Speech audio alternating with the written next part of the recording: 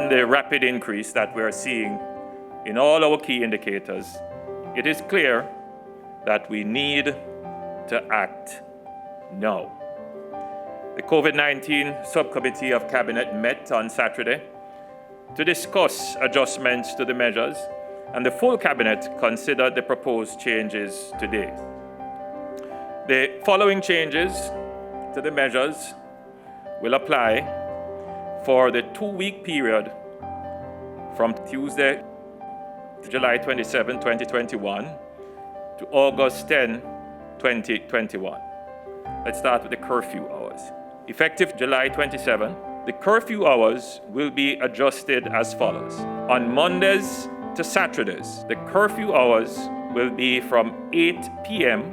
to 5 a.m. the following morning. On Sundays and public holidays, the curfew hours will be 3 p.m. to 5 a.m. the following morning. On Monday, August 2, Emancipation Day will be observed as the holiday. So that means that the curfew will start at 3 p.m. and end at 5 a.m. on Tuesday.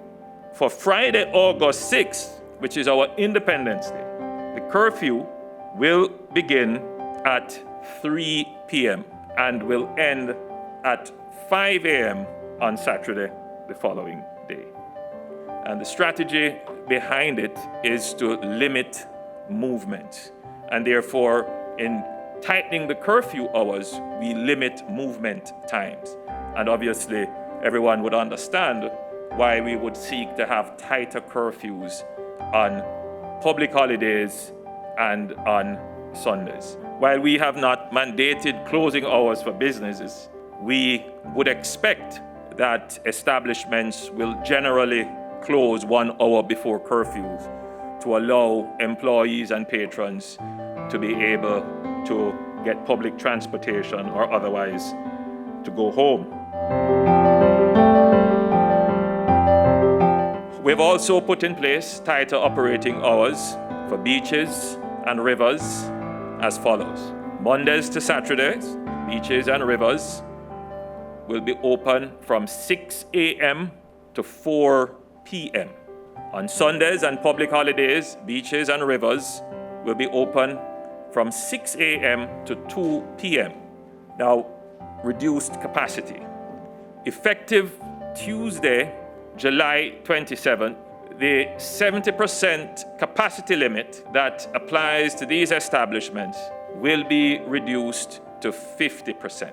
Also, the capacity limit for small events will also be reduced from 60% to 50%. Therefore, the number of persons permitted at a small event will be still 100 persons or 50% of the venue capacity, whichever is lower.